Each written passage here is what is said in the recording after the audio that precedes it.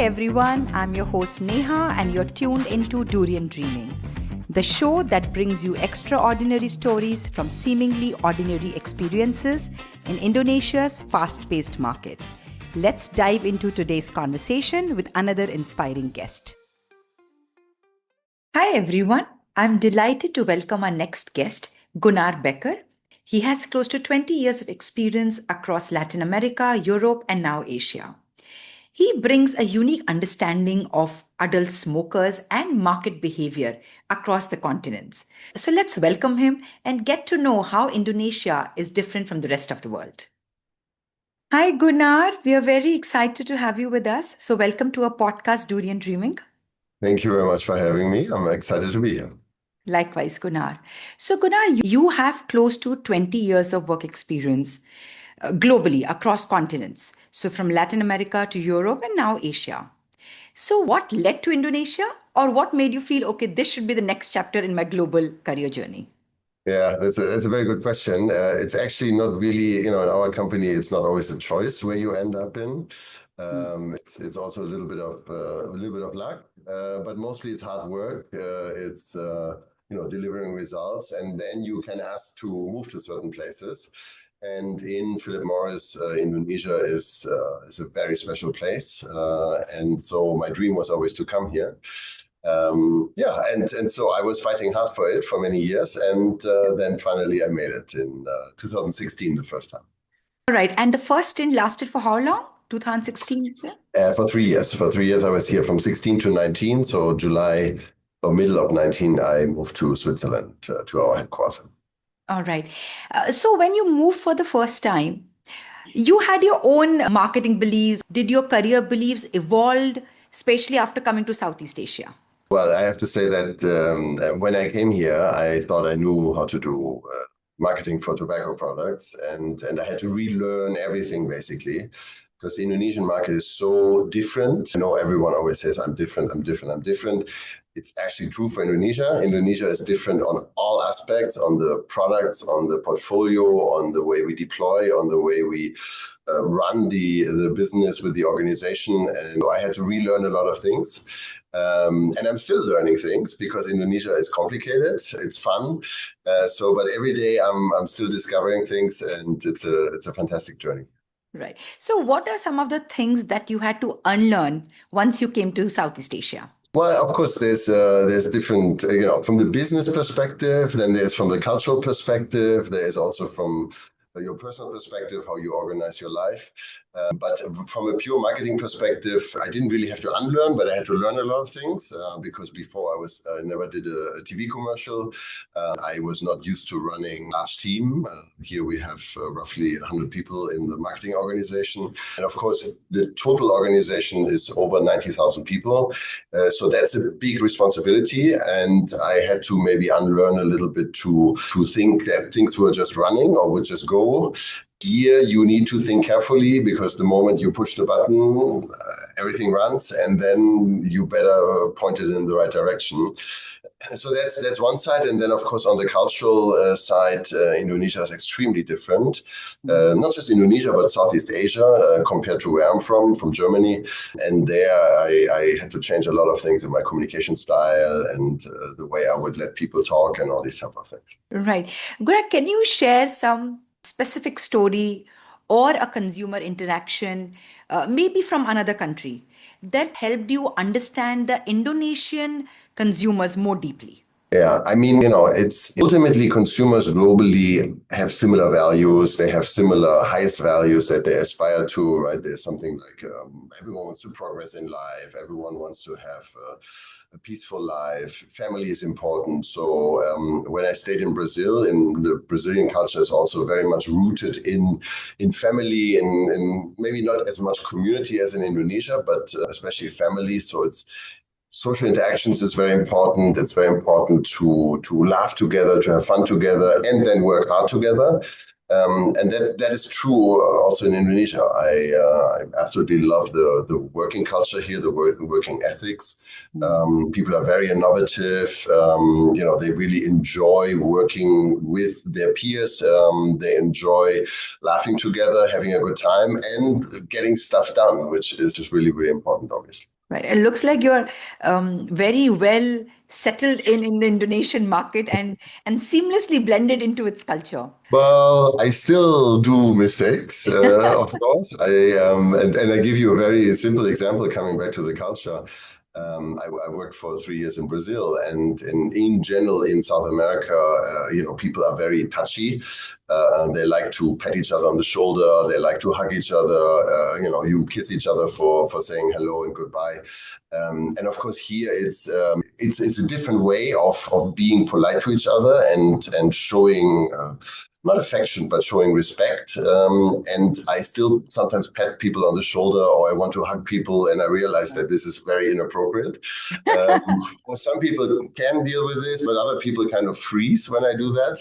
But that's I love language, if I can use that term, because I like to show my respect and show my appreciation for the other person by, for example, patting someone on the shoulder. And it's not always the right thing to do in Indonesia. So, Yeah. Gunnar, you have had a marketing career across continents. So, from your perspective, what do global marketers most commonly misunderstand about the Indonesian market?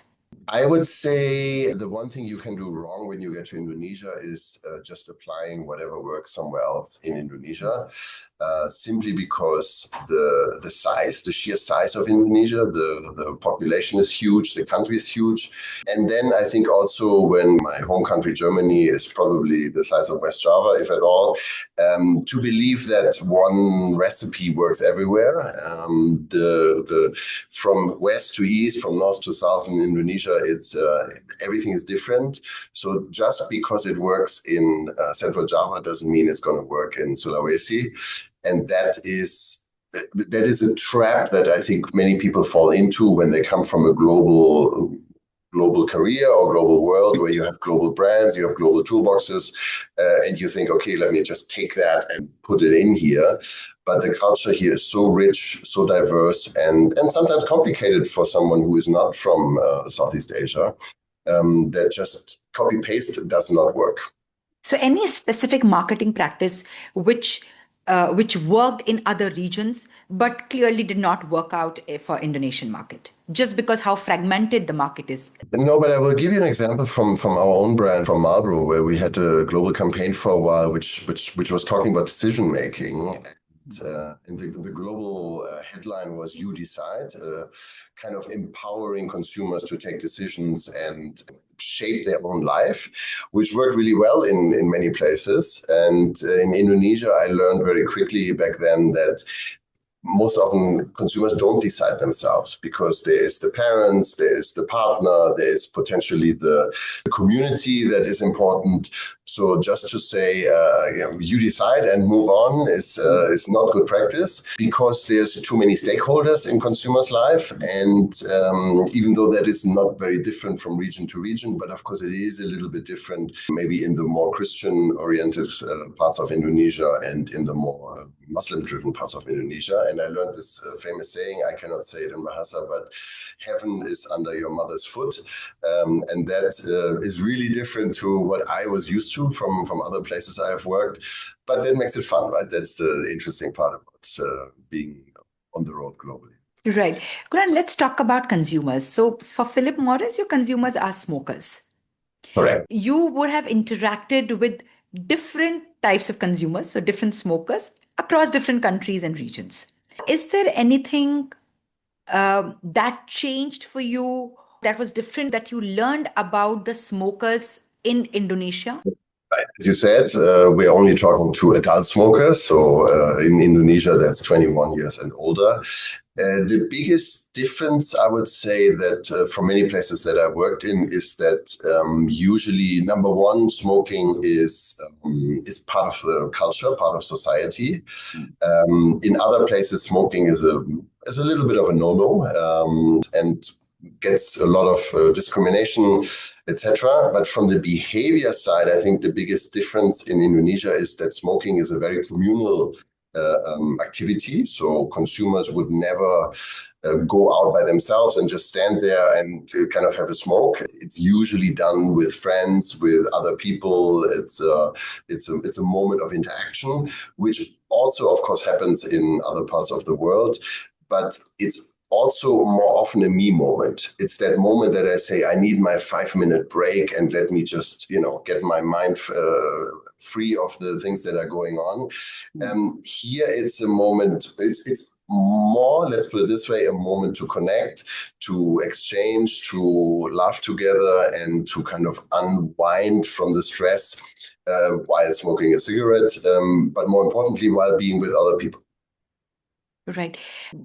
Gunnar, previous question mentioned about how different each region is within Indonesia. How do you even begin building a strategy for a market that is so fragmented? Yeah. Yeah, that's a good question, and that's something that I also struggled with. We're always struggling with this, but ultimately, I think it's a mix of things. Number one, you need a portfolio. You cannot just run on one brand because one brand may resonate with consumers in certain areas, but not in other areas. Number two, you need different products, different product offerings, especially in the tobacco industry. So you have the hand-rolled cigarettes, and you have higher tar cigarettes and lower tar cigarettes. So there you need to also have options, so to say, for consumers.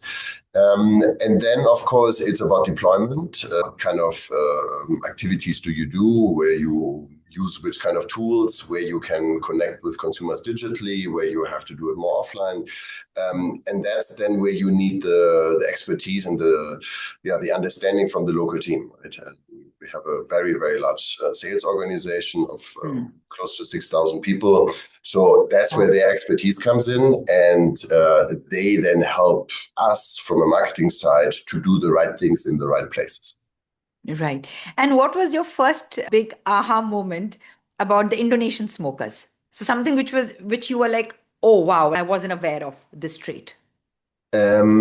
The biggest difference, I think, to other parts of the world is the fact that the cigarettes burn longer and shorter depending on what kind of cigarette you smoke. So if you smoke a hand-rolled cigarette, it can be 15 to 20 minutes, whereas if you smoke other cigarettes like a low-tar cigarette, it will be closer to 10 to 12 minutes. And so consumers know that, they talk about that, and but therefore also, again, coming back to the smoking moment, it's really a timeout. It's a moment like in other parts of the world, maybe you would smoke a cigar when you want to have a 20 or 30-minute experience. And here they take a Jisamsu, for example, from our side, and they say, now this is my moment. So that's one thing.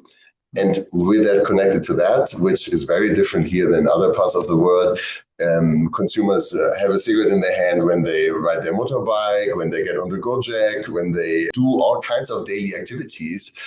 They sometimes have a cigarette in their hand, which doesn't work in many other parts of the world because of restrictions, but also because the cigarette burns much faster if it gets exposed to wind, for example, on the Gojek.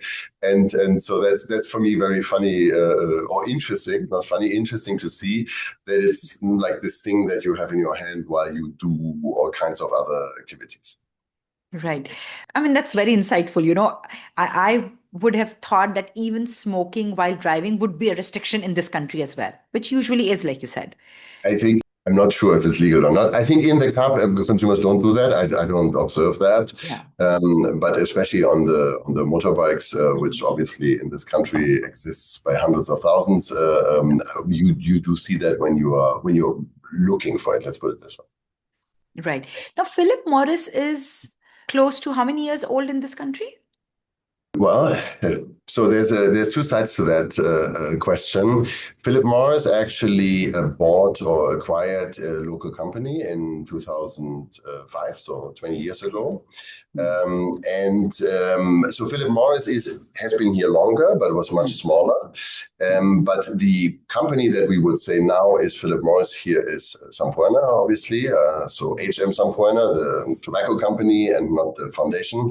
And the company is over 110 years old. because 100 plus years is a heritage brand. It has a legacy. So, how do you balance heritage or legacy with innovation and with regulations? Yeah, I think that legacy doesn't mean old. Legacy means you have certain values and you have certain responsibilities in a way that that comes with your brand. And I prefer, some say traditional brand or they say old brand. For at least my brands, I prefer the term timeless brand. And timeless means that you stay up to date. Timeless doesn't mean that you're always doing the latest. You don't have to push the innovation into your brand when it's not needed. There you have other brands in the portfolio to do that. So in our case, it would be Amite, for example.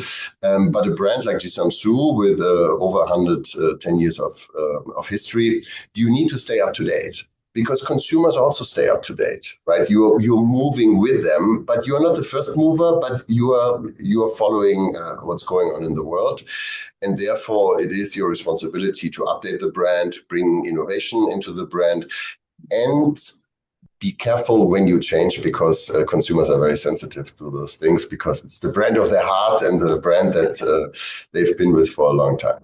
What consumer experience truly means in a country which is so highly regulated? Well, the consumer experience, of course, the first thing, the most important thing, consumer experience is the product. That's the closest as you can get to a consumer. But otherwise, we do what other companies do, which is we analyze the whole consumer journey. So where does the consumer meet the brand or can potentially meet the brand, and then how do you create an experience that's continues a story. You tell a story to consumer that continues along the different touch points. And I know that people always say cigarette is so regulated.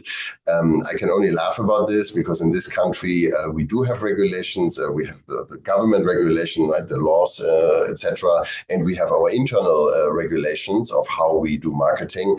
But we still have a lot more freedom than in any other place in the world. So I am not concerned about this. And within the playing ground that the government and our internal policies give us, we are capable to connect with consumers in moments that are relevant for them. Because nothing is worse than spending money in things that are not relevant. When you meet consumers, when they're not receptive to your messages, when you send them the wrong messages, or when you start to annoy them, right? And so it's a little bit of a mix and match. And I will give you one interesting example. We could do radio advertising still. We could do advertising in cinemas, and we choose not to. So sometimes it's also the choice of where you want to be and where you don't want to be. And then it's about good storytelling that connects. But even when you are very, very restricted, you can do amazing storytelling to consumers. You just need to be more creative. What excites you most about the future of the tobacco category in Indonesia? Well, as you probably know, Philip Morris International is or has embarked on our vision is a smoke-free future. So to unsmoke the world and move consumers from the combustible products into smoke-free products. So namely IQOS or VEEV or even further to ZYN, the tobacco pouches. And I think being part of this incredible transformation of kind of cannibalizing our own business and bringing consumers to a better place, because this is scientifically proven that our smoke-free products are better for consumers than smoking. They're not risk-free, but they are better than smoking cigarettes. And being part of this journey, finding ways to educate consumers, to inform them about these possibilities, is incredible, because I am not aware of any other category, any other company in the world that cannibalized itself. Usually it was done because of external forces. So it's a super exciting time for us, and I'm loving every day of it. Oh, brilliant. So, Gunnar, what would success look like for you personally? Like, this is your second term in Indonesia, right?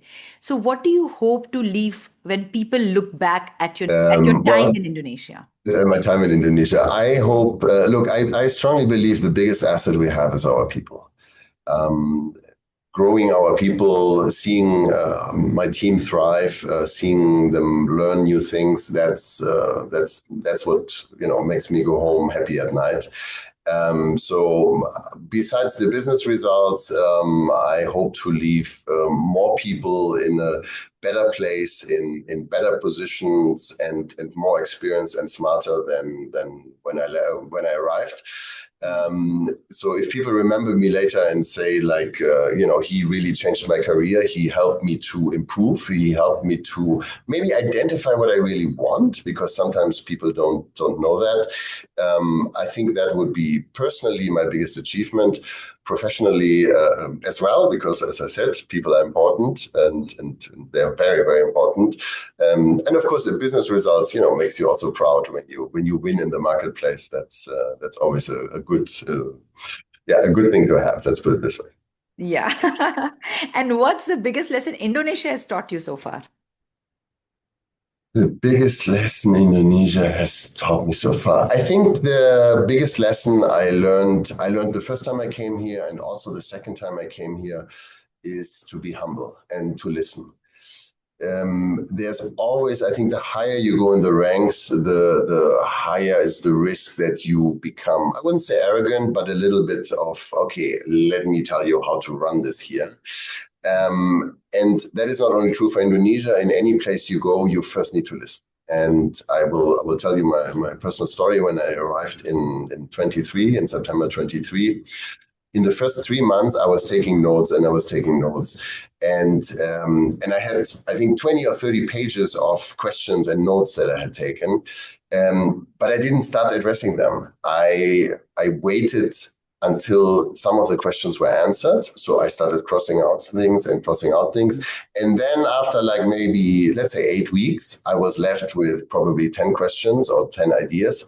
And then I said, okay, now I know what we're going to do, because the rest was already answered, or I understood why things were done that way. So if I would have jumped straight to conclusions at the beginning, I probably would have changed things that were actually running in the right way.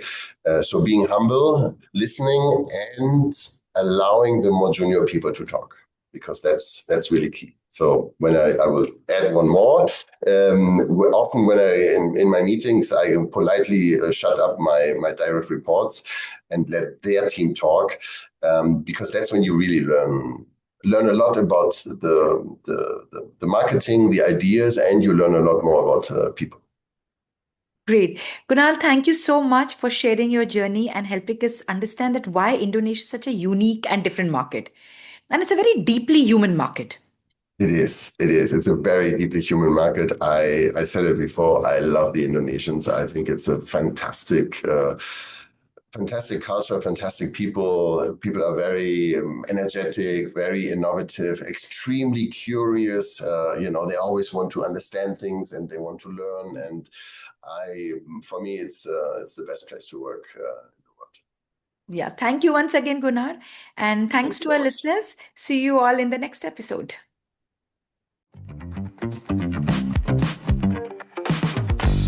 And that's a wrap for this episode of Durian Dreaming. I hope today's discussion sparked some new ideas for you. Don't forget to subscribe, share your thoughts, and stay tuned for more exciting stories. Until next time, keep dreaming big.